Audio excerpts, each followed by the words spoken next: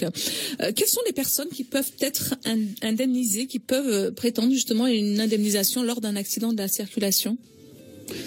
Alors, toute personne qui est partie à un accident de la circulation a droit à réparation. Pas dans les mêmes termes et pas dans les mêmes proportions. Il y a des catégories de personnes qui sont privilégiées par la loi. Ce sont, vous l'avez dit, les piétons, les passagers transportés et les cyclistes. Ceux-ci, on considère que ce sont les plus faibles sur la route, effectivement, parce qu'ils ne maîtrisent pas de véhicule. Et donc, on les protège, effectivement, de tous ceux qui ont la maîtrise de véhicule. Et ceux-ci, normalement, doivent être indemnisés, hormis des fautes particulièrement graves. Pour donner un exemple schématique, le passager d'une moto qui n'a pas de casque est indemnisé, même si c'est une faute de ne pas avoir le casque. Dans le même ordre d'idée, le passager d'un véhicule qui n'est pas ceinturé a droit à indemnisation intégrale. D'accord. Le cycliste qui va griller un feu rouge et qui va être percuté par une automobile a droit à une indemnisation intégrale, même si le cycliste avait bu, par exemple. C'est-à-dire que c'est une catégorie de victimes à laquelle on ne peut pas opposer leur faute. Très bien. Contrairement aux conducteurs. Voilà, passagers, piétons et cyclistes. Voilà. Hein, contrairement aux conducteurs. Alors justement, le conducteur, qu'en est-il? Le conducteur, pour être indemnisé, il faut qu'il n'ait pas commis de faute. C'est le principe de base.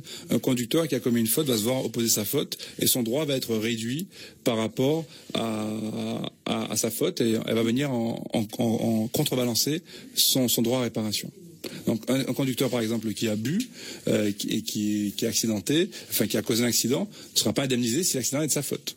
Mais il faut être prudent. C'est pour ça qu'il faut faire appel à un spécialiste de la question, parce que on peut avoir le cas de conducteur qui est sous l'empire d'un état alcoolique et qui pour autant n'a pas causé l'accident. C'est-à-dire, on peut avoir l'exemple typique de quelqu'un qui est alcoolisé et qui subit une collision dans sa voie de circulation. Alors que lui roulait normalement et puis quelqu'un débouche dans sa voie et vient le heurter. Même s'il a bu, ça va pas réduire son droit. Ou la même personne qui n'a pas de permis de conduire, c'est aussi une faute. Si sa faute n'est pas à l'origine de l'accident, elle sera aussi indemnisée. Donc il faut à chaque fois analyser le procès verbal de police ou de gendarmerie, analyser les éléments, parfois faire appel à un accidentologue pour reproduire une scène d'accident, pour savoir effectivement si la victime a droit à être indemnisée ou pas.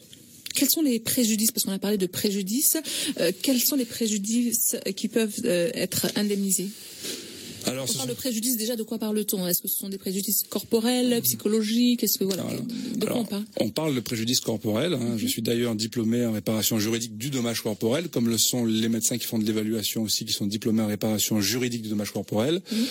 C'est toutes les sphères du corps, y compris la sphère psychique, puisqu'il peut y avoir des atteintes psychiques dans le cadre du dommage corporel.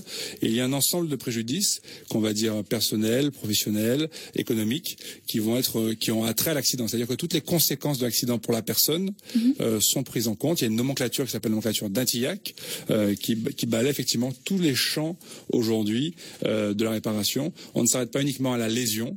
On va aussi, en termes de préjudice, analyser les conséquences de la lésion au niveau professionnel, au niveau social, au niveau de la rupture du lien, au niveau de la désinsertion, parce qu'aujourd'hui la réparation doit permettre à l'individu de retrouver la place qui était la sienne avant l'accident. C'est assez complexe.